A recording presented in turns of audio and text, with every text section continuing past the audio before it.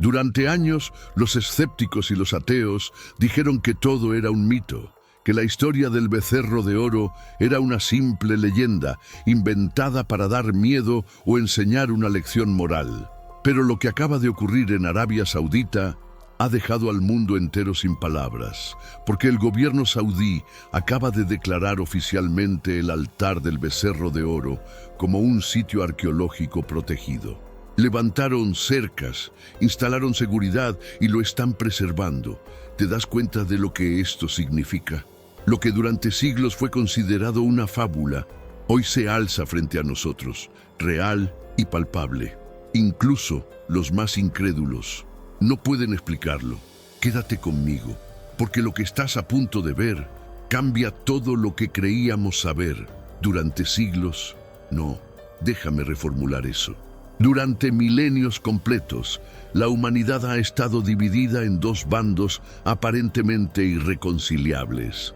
Por un lado, aquellos que sostienen que los relatos bíblicos son registros históricos auténticos, testimonios verdaderos de acontecimientos que marcaron el curso de la civilización. Por el otro, quienes afirman con absoluta certeza que todo no es más que mitología disfrazada de historia. Y esta no es una discusión menor. Es el tipo de debate que define visiones del mundo enteras, que moldea filosofías de vida, que determina cómo las personas entienden su lugar en el universo. Las preguntas han resonado a través de los siglos como ecos que nunca se desvanecen. ¿Realmente existió un hombre llamado Moisés que desafió al faraón más poderoso de su tiempo? ¿De verdad guió a cientos de miles de personas, quizás millones, fuera de la esclavitud egipcia? ¿Es posible que estas masas de refugiados vagaran durante 40 años completos por territorios desérticos hostiles, sobreviviendo contra todo pronóstico? Pero hay una pregunta que siempre ha destacado por encima de todas las demás. Una historia tan dramática, tan cargada de simbolismo, tan aparentemente perfecta en su mensaje moral, que muchos la consideraron demasiado conveniente para ser verdadera. Realmente este pueblo liberado se arrodilló ante un ídolo con forma de becerro, fabricado con oro fundido, desafiando directamente al Dios que supuestamente acababa de romper sus cadenas. Déjame pintarte el cuadro de cómo los escépticos han visto esta historia durante generaciones. Para ellos, el relato del becerro de oro era el ejemplo perfecto de lo que llamaban narrativa construida. Demasiado simbólico, demasiado poético, demasiado perfectamente estructurado como parábola moral. Los críticos argumentaban: miren, es obvio lo que está pasando aquí. Esto fue escrito por sacerdotes siglos después de los supuestos eventos. Necesitaban una historia que ilustrara las consecuencias de la idolatría. Entonces inventaron este drama donde un pueblo recién liberado comete el acto de traición más imperdonable imaginable. Es literatura, no historia. Es teología, no registro arqueológico. Y seamos honestos, desde cierto ángulo, su argumento tenía cierta lógica superficial. La historia tiene todos los elementos de una fábula moral clásica: el héroe ausente, el pueblo impaciente, la caída estrepitosa, las consecuencias devastadoras, el arrepentimiento y la redención. Parecía demasiado perfectamente construida para ser un evento real y caótico, como lo son todos los eventos históricos verdaderos. Los ateos, particularmente, han señalado estas narrativas durante décadas como evidencia de que las escrituras antiguas son simplemente eso, escrituras. Textos compuestos junto a fogatas nocturnas, relatos transmitidos oralmente que se fueron embelleciendo con cada generación, hasta que finalmente fueron puestos por escrito por escribas que nunca presenciaron los eventos que describían. Para ellos, el becerro de oro no era diferente de las epopeyas griegas sobre el monte Olimpo o las sagas nórdicas sobre Asgard. Mitología religiosa. Punto final. Pero entonces algo completamente inesperado sucedió. En las profundidades de los desiertos más inhóspitos y remotos de Arabia Saudita, en regiones donde el calor sofocante hace que el aire mismo parezca ondular y distorsionarse, en lugares tan aislados que durante siglos permanecieron prácticamente inexplorados. Ahí, en ese paisaje lunar de rocas antiguas y arenas interminables, se hizo un descubrimiento. Y no estamos hablando de un hallazgo menor. No es una vasija de cerámica interesante o una inscripción parcialmente borrada que requiere interpretación generosa. No, estamos hablando de algo tan contundente, tan específico, tan detallado en su correspondencia con los textos antiguos, que incluso los críticos más acérrimos han tenido que hacer una pausa. Lo que se encontró allí, preservado por el clima seco del desierto durante más de 3 milenios, parece confirmar punto por punto, detalle tras detalle, la narrativa bíblica de lo que sucedió al pie del monte Sinaí. Ahora, antes de continuar, quiero que entiendas algo crucial. Este no es uno de esos casos donde alguien encuentra una roca con una forma vagamente interesante y comienza a hacer afirmaciones grandiosas. Este no es un escenario donde estamos forzando evidencia ambigua para que encaje en una narrativa preconcebida. Lo que tenemos aquí es correspondencia verificable. Es arqueología física que cualquiera puede visitar, examinar, fotografiar y analizar. Pero para entender completamente la magnitud de este descubrimiento, necesitamos primero sumergirnos en el relato original. Necesitamos entender exactamente qué dicen las escrituras que sucedió en ese lugar y en ese momento de la historia. Las páginas del libro de Éxodo, específicamente el capítulo 32, nos transportan a un momento crucial. Moisés ha subido al monte Sinaí, no por un día o dos, no por una semana, 40 días completos, 40 noches enteras. Está allá arriba, en la cima, envuelta en nubes y fuego, recibiendo directamente de la fuente divina los mandamientos que definirían a una nación. Pero abajo, al pie de esa montaña imponente, algo está cambiando en el corazón del pueblo. Imagina la escena. Cientos de miles de personas acampadas en un desierto hostil.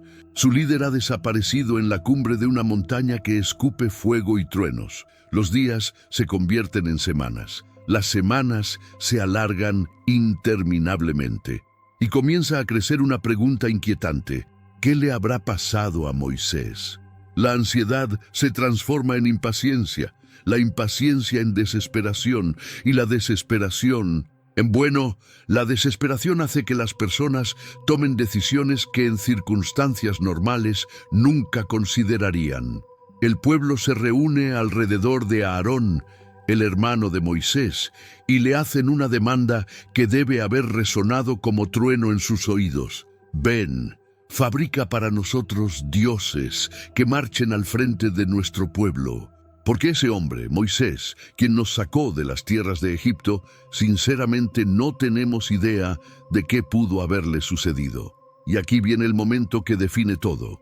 Aarón, quien debería haber sido el ancla moral en ausencia de Moisés, cede ante la presión. Recolecta el oro de la gente, aretes, brazaletes, cadenas, todo el oro que habían traído de Egipto, lo funde en un crisol ardiente. Y moldea un becerro, no un león, no un águila, no alguna criatura mítica fantasiosa, un becerro, un símbolo directo y deliberado del dios toro Apis que habían conocido en Egipto. Y entonces sucede lo impensable. El pueblo comienza a danzar alrededor de este ídolo que ellos mismos acaban de crear. Celebran, festejan y proclaman con voces que deben haber resonado por todo el valle. Estos son tus dioses, oh Israel. Estos son los que te hicieron subir de la tierra de Egipto. Detente un momento y absorbe la ironía aplastante de esa declaración. Le están atribuyendo su liberación milagrosa de la esclavitud a un trozo de metal fundido que moldearon esa misma mañana. Pero antes, comparte este video con alguien a quien aprecias. Nuestra misión más grande en la tierra es difundir la palabra del Señor. ¿Sabías que muchas personas carecen de conocimientos por falta de contenido adecuado? Envíalo a ese grupo de WhatsApp o públicalo en Facebook. Estoy seguro de que no te arrepentirás. Y si te gustan videos como este, comenta abajo, quiero más. Así sabré si realmente lo disfrutas y definitivamente traeré contenido nuevo similar. Esto no fue simplemente desobediencia. Entiende que hay niveles en la traición humana, y esto representó el nivel más profundo posible. Estas personas habían presenciado cosas que desafían toda explicación natural. Habían visto 10 plagas devastadoras caer sobre Egipto con precisión sobrenatural. Habían caminado a través del Mar Rojo con muros de agua a ambos lados. Habían visto a sus perseguidores ahogarse cuando esas mismas aguas se cerraron sobre ellos. Habían recibido pan que literalmente caía del cielo cada mañana. Agua que brotaba de rocas sólidas, una columna de nube que los guiaba de día y una columna de fuego que los protegía de noche. Y sin embargo, en el momento en que su líder estuvo fuera de vista durante unas semanas, corrieron directamente hacia la idolatría. En la misma montaña, piénsalo bien, en la misma montaña exacta donde la presencia divina había descendido en fuego visible, donde truenos y relámpagos habían hecho temblar la tierra, donde la gloria divina había sido tan tangible que el pueblo había rogado que no se les hablara directamente porque el temor era abrumador. Precisamente ahí, al pie de esa montaña sagrada, construyeron un altar para adorar ídolos egipcios. Durante siglos, los eruditos académicos miraron este relato y sacudieron sus cabezas con incredulidad. No incredulidad por el acto mismo, sino incredulidad de que algo así realmente hubiera ocurrido. Es demasiado simbólico, decían. Es claramente una historia construida para enseñar una lección. Ningún pueblo que acabara de experimentar liberación divina sería tan estúpido, tan increíblemente ciego como para hacer esto. Los escritores bíblicos simplemente estaban creando una parábola dramática sobre los peligros de la idolatría. Y así, durante generaciones, este relato fue archivado mentalmente por muchos académicos en la categoría de mito teológico útil, pero históricamente ficticio. Pero en Arabia Saudita, enterrada bajo siglos de arena y olvido, la evidencia física de esta rebelión ha permanecido, esperando, preservada, lista para contar su historia a quien esté dispuesto a escuchar. Ahora llegamos al corazón de este descubrimiento extraordinario. En la base del Jabal al-Lawz, una montaña que muchos investigadores ahora identifican como el verdadero monte Sinaí, no el que tradicionalmente se señala en la península del Sinaí, sino este pico remoto en Arabia Saudita. Ahí se encuentra algo que no debería existir si los escépticos tuvieran razón. Es un recinto de piedra. Pero no cualquier recinto. Está construido con enormes rocas y cantos rodados, algunos de ellos tan masivos que habrían requerido esfuerzo coordinado de múltiples personas para posicionarlos. Estas piedras forman un perímetro definido, un límite claro, un área sagrada deliberadamente delineada. Y aquí es donde la historia se vuelve absolutamente fascinante. Talladas, grabadas, cinceladas en las superficies de estas piedras antiguas hay docenas y docenas de imágenes. No son grabados aleatorios, no son grafiti antiguos sin sentido. Son representaciones detalladas y específicas de becerros, toros, bueyes y otras figuras bovinas. Ahora, para aquellos que no están familiarizados con el arte rupestre de Arabia, déjenme darles contexto crucial. El arte rupestre típico de esta región muestra predominantemente camellos. Los camellos eran los animales centrales de la vida beduina. También hay representaciones de cazadores, de ibex, cabras montesas, ocasionalmente de leones, pero ganado estilo egipcio. Eso es prácticamente inexistente en el arte rupestre tradicional de Arabia. Sin embargo, aquí, en este sitio específico, al pie de esta montaña específica, de repente hay docenas de imágenes de ganado. Y no solo ganado genérico, sino representaciones que reflejan claramente el estilo artístico egipcio. El tipo exacto de iconografía que un pueblo que acababa de pasar generaciones en Egipto habría conocido íntimamente. El tipo exacto de imágenes que habrían sido familiares para esclavos que trabajaban en tierras donde el culto al toro Apis era prominente. Pero aquí está lo verdaderamente extraordinario. El altar del becerro de oro no está aislado. No es un hallazgo solitario y desconectado que requiere interpretación forzada. En cambio, está rodeado por un conjunto completo de características que la Biblia describe. Hablemos de la montaña misma. El Jabal al-Laus se eleva dramáticamente sobre el paisaje desértico circundante, y su pico está ennegrecido, oscurecido, como si hubiera sido sometido a calor intenso y prolongado, como si hubiera sido quemado. Éxodo 19:18 registra textualmente: el monte Sinaí estaba completamente cubierto de humo, porque el Señor descendió sobre él envuelto en fuego.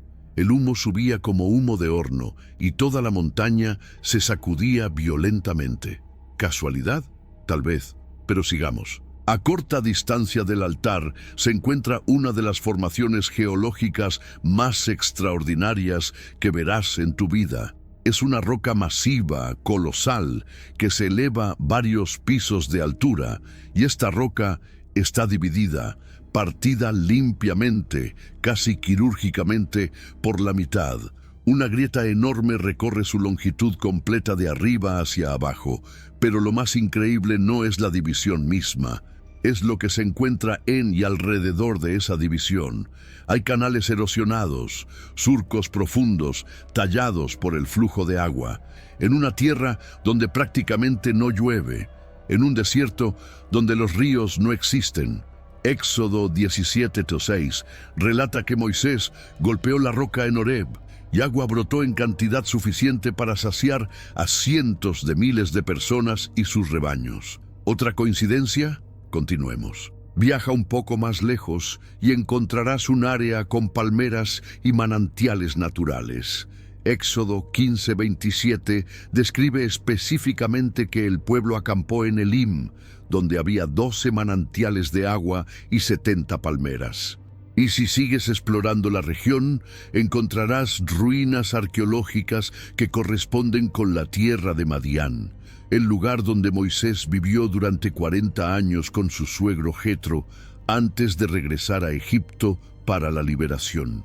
Cada pieza del rompecabezas encaja. Cada descripción bíblica tiene su contraparte física en el terreno. Ahora bien, esta historia tiene un giro fascinante que habla volúmenes sobre la naturaleza humana y el escepticismo académico. Hace décadas, un hombre llamado Ron Wyatt, un arqueólogo aficionado, comenzó a reportar estos descubrimientos. Wyatt no era parte del establishment académico, no tenía credenciales impresionantes de universidades de la Ivy League. Era simplemente un hombre con pasión por la arqueología bíblica y la determinación de seguir donde la evidencia lo llevara. Y cuando comenzó a hablar sobre lo que había encontrado en Arabia Saudita, la respuesta fue brutal. Los académicos lo ridiculizaron abiertamente. Lo llamaron soñador, charlatán, alguien que estaba viendo patrones donde no existían porque quería verlos. Lo acusaron de pseudoarqueología, de permitir que su sesgo religioso nublara su juicio científico. Pero lo que tal vez fue más doloroso para Wyatt fue que incluso muchos dentro de la comunidad cristiana rechazaron sus afirmaciones. Líderes religiosos, teólogos, apologistas que supuestamente deberían haber estado emocionados por evidencia que respaldara las Escrituras. Muchos de ellos se distanciaron de él. ¿Por qué? Porque en ese momento no había forma de verificar independientemente sus afirmaciones. Arabia Saudita mantenía esas áreas bajo estricto control. Los permisos de investigación eran prácticamente imposibles de obtener. Y sin verificación independiente, las afirmaciones de Wyatt parecían demasiado convenientes, demasiado perfectas. Wyatt murió en 1999, largamente antes de que el mundo académico estuviera listo para tomar sus descubrimientos en serio. Pero ahora todo ha cambiado. En años recientes, algo extraordinario comenzó a suceder. Poco a poco, Arabia Saudita comenzó a permitir acceso limitado a estas regiones. Investigadores independientes, arqueólogos profesionales e incluso escépticos declarados han podido visitar los sitios. Y aquí está lo verdaderamente fascinante. Aquellos que fueron específicamente para desacreditar las afirmaciones de Wyatt, muchos de ellos regresaron con una perspectiva completamente transformada. No estamos hablando de creyentes buscando confirmación. Estamos hablando de ateos, agnósticos, escépticos duros, que fueron con la intención explícita de exponer estos supuestos descubrimientos como fraude o interpretación errónea. Y la mayoría de ellos ha admitido: la evidencia física es innegable, el altar existe, los grabados son reales. La ubicación corresponde con descripciones bíblicas, de manera que no puede ser fácilmente descartada como coincidencia. El gobierno saudita mismo, al declarar oficialmente esto como sitio arqueológico protegido, esencialmente está validando su importancia histórica. Pero más allá de la arqueología, más allá de los debates sobre autenticidad histórica, hay algo profundamente perturbador y profundamente relevante sobre el altar del becerro de oro. Es un espejo incómodo que refleja algo fundamental sobre la naturaleza humana. Piensa en la situación con claridad brutal. El pueblo de Israel había presenciado milagros que hacen que nuestras películas de efectos especiales más impresionantes parezcan juegos de niños. Habían visto la naturaleza misma doblarse ante poder divino. Habían experimentado liberación personal de esclavitud generacional. Y sin embargo, en cuestión de semanas, estaban danzando alrededor de un trozo de metal fundido. ¿Cómo es posible? ¿Cómo puede alguien ser tan increíblemente miope? Pero antes de que juzguemos demasiado rápido, preguntémonos, ¿somos realmente tan diferentes? Los ídolos modernos no vienen en forma de becerros de oro. Son mucho más sutiles, mucho más socialmente aceptables, pero igualmente destructivos. Adoramos en los altares del éxito profesional, sacrificando relaciones y salud en el proceso. Nos postramos ante la aprobación social, distorsionando quiénes somos realmente para encajar en moldes que otros han creado. Danzamos alrededor de cuentas bancarias y posesiones materiales, creyendo que estas cosas nos darán la seguridad y significado que solo pueden venir de algo mucho más profundo. Y aquí está la verdad incómoda que el altar del becerro de oro expone. Los ídolos siempre son más fáciles que la obediencia auténtica. ¿Por qué? Porque los ídolos nos dan algo tangible, algo que podemos ver, tocar, controlar, manipular, algo que se ajusta convenientemente a nuestros deseos y nunca nos desafía realmente. Un Dios verdadero, eso es completamente diferente. Un Dios verdadero hace demandas, requiere cambio, exige que nos convirtamos en algo más de lo que somos actualmente. Y francamente, eso es aterrador. Es mucho más cómodo crear nuestros propios dioses pequeños y manejables que rendirnos ante un creador que podría pedirnos cosas que no queremos dar. El altar del becerro de oro permanece hoy, después de más de 3000 años, como un monumento silencioso pero elocuente. No es solo un artefacto arqueológico fascinante. Es una advertencia grabada en piedra para cada generación. No cambien la gloria del Creador eterno por obras de sus propias manos mortales. Es una advertencia sobre lo rápido que podemos olvidar, sobre lo fácilmente que podemos ser distraídos, sobre cuán vulnerable es nuestra fe cuando se enfrenta a incomodidad, incertidumbre o demora. Pero aquí está la otra cara de esa moneda, y es igualmente importante. Si las piedras han preservado la memoria de la rebelión de Israel, entonces también preservan el testimonio de algo aún más poderoso, la fidelidad de Dios. Porque la historia no termina con el becerro de oro. Dios no abandonó a su pueblo, los perdonó, los restauró y continuó guiándolos paso a paso, día tras día, hacia la tierra que les había prometido. Entonces, ¿qué tenemos al final de todo esto? Tenemos a escépticos que salieron a desacreditar la Biblia y en cambio tropezaron con uno de los descubrimientos arqueológicos más impactantes de la historia moderna. Al pie de una montaña cuyo pico está oscurecido como por fuego antiguo, hay un altar cubierto de grabados de toros y becerros. A su alrededor, como piezas de un rompecabezas antiguo que finalmente se está ensamblando, están todas las características que las escrituras describen con detalle específico. La roca masiva, dividida de Horeb, con sus canales de erosión por agua en medio del desierto. Los manantiales de Elim, donde palmeras todavía crecen. Las ruinas que marcan la tierra de Madián. Y la ruta que cruza el Golfo de Acaba, el punto más lógico para un cruce desde Egipto hacia Arabia. Cada elemento presente, cada detalle verificable. La Biblia tenía razón. El evento sucedió. Las piedras han preservado lo que los escépticos intentaron borrar de la historia. Jesús hizo una declaración profunda que resuena a través de los siglos. Cuando algunos fariseos le pidieron que silenciara a sus seguidores, respondió con palabras que ahora parecen proféticas. Les digo que si estos se callan, las piedras mismas clamarán. Lucas 19:40. En el desierto de Arabia, esas piedras están clamando, no con voces audibles, sino con testimonios silenciosos pero innegables. Están clamando que la palabra de Dios es confiable, que los registros históricos de las Escrituras no son mitos convenientes, sino eventos reales que dieron forma al destino de naciones.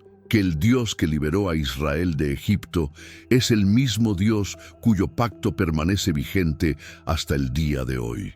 El altar del becerro de oro nos confronta con una elección que cada generación debe hacer.